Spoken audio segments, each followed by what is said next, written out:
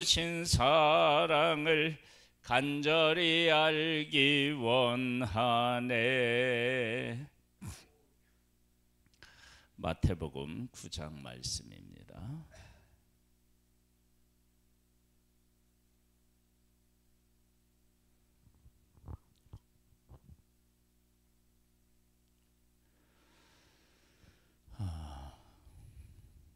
죄인인 우리가 거룩하시고 의로우신 예수 그리스도를 바르게 이해한다? 불가능하죠. 우리는 다 모릅니다. 그래서 갈등을 겪게 되는데, 예수님께서 하시는 일을 통해서, 예수님이 하신 말씀을 통해서 예수님을 알아가야 됩니다. 그런데 예수님께서 하신 일을 경험하고 체험하고, 그리고 더 예수님에게로부터 멀어지는 사람들이 있습니다. 우리들이 그런 차원에서 하나님이 어떤 하나님이신지를, 예수님이 어떤 예수님이신지를 우리가 분명하게 조금씩이라도 분명하게 깨달아 알고 예수님에게 좀 더 가까이 가는 우리의 삶이 돼야 된다. 한번 볼까요? 8장 후반절에도요, 예수님께서 귀신 들린 사람을 온전케 했을 때 그 마을에 있던 사람들이 와보고 예수님이 떠나시기를 간구했습니다.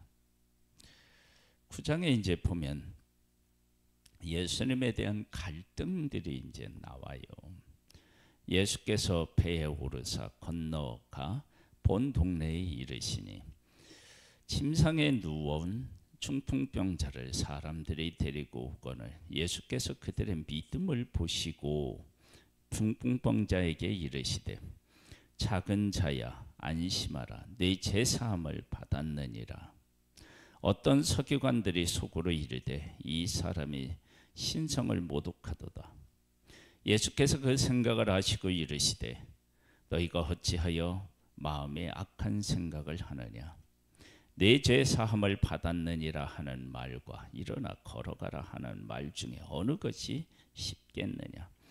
그러나 인자가 세상에서 죄를 사하는 권능이 있는 줄을 너희로 알게 하려 하노라 하시고 중풍병자에게 말씀하시되 일어나 네 침상을 가지고 집으로 가라 하시니 그가 일어나 집으로 돌아가거늘 무리가 보고 두려워하며 이런 권능을 사람에게 주신 하나님께 영광을 돌리니라. 예수님이 하나님이시라고 하는 사실에 대해서 의문을 품으면 예수님이 하신 일을 이해할 수가 없는 것입니다. 사람들은 예수님이 십자가를 지실 때 그 십자가를 이해하지 못했습니다. 그래서 부인하고 도망가고, 그리고 예수 그리스도를 향하여서 침을 뱉고 십자가에 못 박으라고 외친 것입니다. 왜 그러느냐? 메시아가 이 땅에 오셔서 무엇을 하실 분이신지 그것을 제대로 인식하지 못했기 때문에 생기는 일들입니다. 예수님은 죄를 사하는 권세가 있습니다. 그런데 예수님을 모르니까 죄를 사했다고 선포하니 사람들이 신성을 모독했다, 하나님을 모독했다, 하나님 외에는 죄 사하는 권세가 없는데 하나님만이 죄를 사하실 수 있는데, 그래서 지금 하나님께서 온 인류의 죄를 사하기 위해서 보낸 예수 그리스도가 누군지를 몰라서 이런 일이 생긴 것입니다.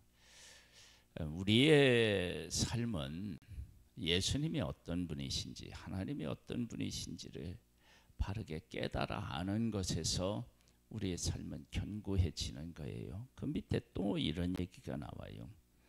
예수께서 그곳을 떠나 지나가시다가 마테라 하는 사람이 세관에 앉은 것을 보시고 이르시되 나를 따르라 하시니 일어나 따르니라. 예수께서 마태의 집에서 앉아 음식을 잡수실 때에 많은 세리와 죄인들이 와서 예수와 그의 제자들과 함께 앉았더니 바리새인들이 보고 그의 제자들에게 이르되 어찌하여 너희 선생은 세리와 죄인들과 함께 잡수시느냐. 위는 제사함에 대한 문제요. 그 다음에는 그들과 함께 어울리는 것에 대한 문제를 지금 제기하고 있습니다. 예수께서 들으시고 이르시되 건강한 자에게는 의사가 쓸데없고 병든 자에게야 쓸데있느니라. 너희는 가서 내가 긍휼을 원하고 제사를 원하지 아니하노라 하는 뜻이 무엇인지 배우라. 나는 의인을 부르러 온 것이 아니요 죄인을 부르러 왔노라 하시니라. 예수님은 죄인을 부르러 온 거예요. 그러나 지금 유대인들은 내가 얼마나 다른 사람보다 거룩하냐 그 싸움을 하고 있었어요. 그 싸움을 하고 있지만 자기들 스스로 그것이 안 된다라고 하는 사실을 깨달아 알지 못했던 거예요. 내 스스로 안 된다. 하나님은 이미 사람 스스로 거룩할 수 없음을 선언하시고 예수 그리스도를 보내주셨는데 여전히 내 의로 거룩해질 수 있다고 생각한 사람들이 있었던 거예요. 그러니까 예수 그리스도가 하시는 일이 전혀 이해가 되지 않는 것입니다. 우리가 신앙생활을 하면서 하나님에 대한 여러 가지 의문을 품고 또 갈등도 겪을 수 있습니다. 그것은 하나님이 어떤 하나님이신지를 깨우치기 위해서 하나님께서 우리에게 주시는 기회다, 그렇게 볼 수 있습니다. 그걸 아는 사람은 그 문제를 놓고 감사하고 하나님 앞에 나아가서 하나님과 함께 풀어내죠. 볼까요? 그때에 요한의 제자들이 예수께 나와 이르되 우리와 바리새인들은 금식하는데 어찌하여 당신의 제자들은 금식하지 아니하나이까? 예수께서 그들에게 이르시되 혼인집 손님들이 신랑과 함께 있을 동안에 슬퍼할 수 있느냐? 그러나 신랑을 빼앗길 날이 이르리니 그때에는 금식할 것이니라. 생배조각을 낡은 옷에 붙이는 자가 없나니 이는 기훈 것이 그 옷을 당기어 헤어짐이 더하게 됨이요 새 포도주는 낡은 가죽 부대에 넣지 아니하나니 그렇게 하면 부대가 터져 포도주도 쏟아지고 부대도 버리게 됨이라. 새 포도주는 새 부대에 넣어야 둘이 다 보존되느니라. 금식에 대한 문제를 또 다뤘어요. 예수님 뭐라고 하시냐면 혼인집에 신랑하고 함께 있을 때는 금식 안 한다는 거예요. 지금 예수님하고 함께 있는 동안에는 혼인집의 그 어떤 삶하고 비슷하다는 거예요. 상황하고요. 그래서 지금 제사함의 문제, 죄인들하고 식사하는 문제, 금식에 대한 문제, 이런 게 다 지금 걸리는 거예요.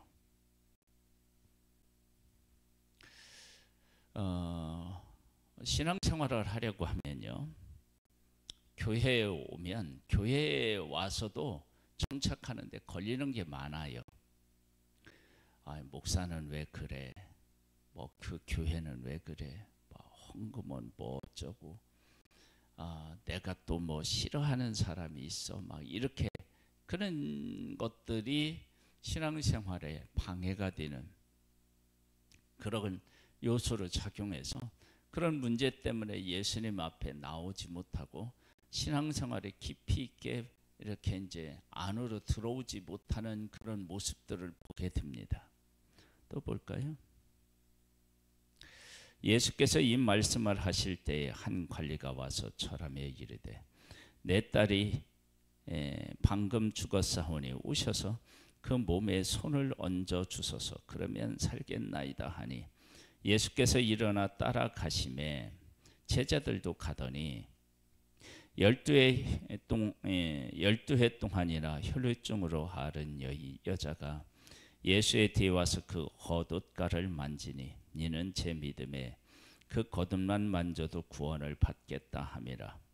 예수께서 돌이켜 그를 보시며 이르시되 딸아 안심하라. 네 믿음이 너를 구원하였다 하시니 여자가 그 즉시 구원을 받으니라. 예수님이 어떤 분이신지를 알고 예수님을 찾아오면 예수님께서 그와 함께 하십니다. 이 마태가 세관에 앉은 것을 보시고 그를 부르시니까 그가 따랐고요. 그가 따르니까 그의 집에 들어가서 그와 더불어 먹고 마시는 일을 예수님이 하셨습니다. 그리고 혈루증에 앓는 여인이 예수님이 누구신지를 알고 겉옷가를 만지니 그가 구원을 받았습니다. 문제는 우리가 예수님이 누구신지에 대하여 정확하게 알아야 된다는 거예요. 23절입니다. 예수께서 그 관리의 집에 가서 피리 부는 자들과 떠드는 무리를 보시고 이르시되 물러가라. 이 소녀가 죽은 것이 아니라 잔다 하시니 그들이 비웃더라. 무리를 내보내신 후에 예수께서 들어가서 소녀의 손을 잡으심에 일어나는지라 그 소문이 온 땅에 퍼지니라. 예수님이 죽은 자를 살리셨어요. 예수님이 죽은 자를 살리셨다라고 하는 생명의 주인이심을 분명히 선언하신 거죠. 이러한 일들을 통해서 예수님이 어떤 예수님이신지를 깨달아 알아야 되는데 이런 일을 할 때마다 예수님 안에 들어오지 못한 사람은 예수님이 하신 말씀, 행하시는 일들이 다 걸림돌이 됩니다. 디딤돌이 아니라 걸림돌이 되는 거예요.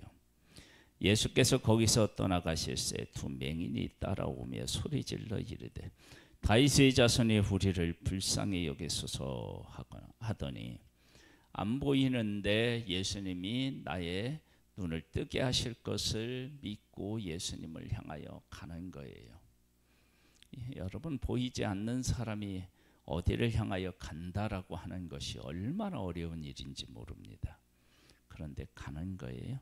예수께서 집에 들어가심에 맹인들이 그에게 나오거늘 예수께서 이르시되 내가 능히 이 일 할 줄을 믿느냐 대답하되 주여 그러하오리이다 하니 예수께서 그들의 눈을 만지시며 이르시되 너희 믿음대로 되라 하시니 그 눈들이 밝아진지라. 예수께서 엄히 경고하시되 삼가 아무에게도 알리지 말라 하셨으나 그들이 나가서 예수의 소문을 그 온 땅에 퍼뜨리니라. 예수님이 그런 말씀을 하셨죠. 내가 온 것은 보는 사람을 보지 못하고 보지 못하는 사람을 보게 하기 위함이다. 예수님을 아니까 못 보던 사람이 보는 거예요. 예수님이 어떤 분이신지를 아니까 가능한 거예요. 그런데 이런 일들을 통해서 이런 일들을 보고도 예수님에게 가까이 나오지 못하고 더 멀어지는 사람이 있는 것입니다.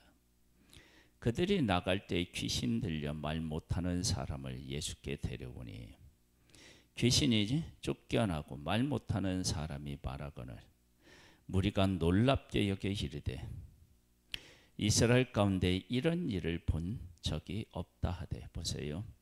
말 못하는 사람을 사람들이 데리고 왔어요. 말 못하는 사람은 귀신 들려서 말 못하는 사람을 고치실 것을 믿고 데려오는 사람이 있고요. 그리고 말 못하는 사람을 고치니까 이상히 여기는 사람이들이 있어요. 다 이해가 안 되는 거예요. 그러니까 지금 예수님이 이 땅에 오셔서 하시는 사역을 보고 일찍 이 예수님이 어떤 분이신지를 아는 사람이 있고, 물론 또 이런 일들을 통해서 육신적인 질병을 치료해 주니까 그런 예수님이 그렇게 또 치료해 주실 것을 바라고 예수님이 어떤 분이신지를 잘 모르고 올 수도 있는데요. 이런 일들을 통해서 다각도로 다양한 일들을 예수님이 보여주심으로 예수님이 하나님의 아들, 구약에 예언한 메시라고 하는 사실을 분명히 지금 드러내 보여주고 있는 거예요.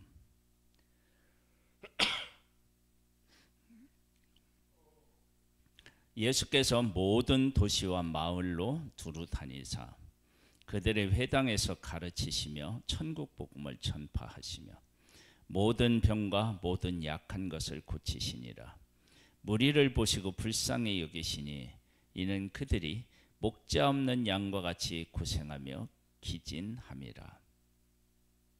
이에 제자들에게 이르시되 추수할 것은 많되 일꾼이 적으니 그러므로 추수하는 주인에게 청하여 추수할 일꾼들을 보내주소서 하라 하시니라. 예수님은 세 가지 사역을 하셨죠. 가르치시고 전파하시고 고치시는 일을 하셨습니다. 이 세 가지를 그냥 말씀만 하신 것이 아니라 실질적으로 삶에서 보여주시고, 그리고 병든 자를 고치시고 귀신을 명하시고 제사하는 권세로 죄를 사하시고 이 모든 일들을 하셔서 보여주셨습니다. 그런데 이 예수 그리스도에 대한 갈등이 사람들 속에서 일어나게 됩니다. 그리고 이들이 이제 갈등을 겪으면서도 확신이 없으니까 이제 복음서를 보면 이제 그런 내용들이 나와요. 특히 요한복음 같은 데서도 보면 예수님이 누구신지를 고백을 못하는 거예요. 종교 지도자들이 무서워서. 그것은 예수님이 누구신지에 대해서 정확하게 모르는 거예요. 왜냐? 예수님이 누구신지를 알면 예수님은 하나님이시고 예수님은 우리를 구원할 자이시며 예수님은 생명이신데 그런 사실을 모르니까 사람이 두려워서 갈등을 겪고 있는 거예요. 예수님은 구약에 예언되신 그 메시아, 그분이시고 그분이 메시아라고 하는 사실을 가르치면서 전파하시는 데서, 고치시는 데서 우리는 알 수 있는 거죠. 보여주셨기 때문이에요. 그런데 그런 예수님을 보고 갈등을 겪는 거예요. 신앙생활을 하면서 마음에 예수 그리스도가 어떤 분이신지에 대해서는 바른 고백이 없으면 갈등이 생깁니다. 그 갈등을 하나님은 해결해 주시기 위해서 여러 상황에서 일하십니다. 그 일하심을 통해서 예수님을 바르게 만나고 고백하여서 생명의 주인이신 주님과 동행하는, 그분과 함께함으로 삶의 문제도 해결하고 진정한 소망이 무엇인지도 깨달아 하는 은혜가 있기를 주님의 이름으로 축복합니다. 사랑하는 하나님 아버지, 우리 가운데 일하시는 하나님을 만나게 도와주시사 삶의 주인이신 하나님과 함께 살아가는 복된 우리들 되기를 소망합니다. 아직도 예수 그리스도가 누구신지 알지 못하는 우리 성도가 있다면 삶에서 일어나는 일들, 우리에게 주시는 말씀을 통하여서 예수 그리스도를 바르게 깨달아 알고 따르는 복된 하나님의 사람들 되기를 소망합니다. 예수님의 이름으로 기도드립니다. 아멘. 하늘에 계신 우리 아버지여, 거룩히 여김을 받으시오며 나라에 임하옵시며 뜻이 하늘에서 이룬 것 같이 땅에서도 이루어지리이다. 오늘날 우리에게 일용할 양식을 주옵시고 우리가 우리에게 죄 지은 자를 사하여 준 것 같이 우리 죄를 사하여 주옵시고 우리를 시험에 들게 하지 마옵시고 다만 악에서 구하옵소서. 대개 나라와 권세와 영광이 아버지께 영원히 있사옵나이다. 아멘.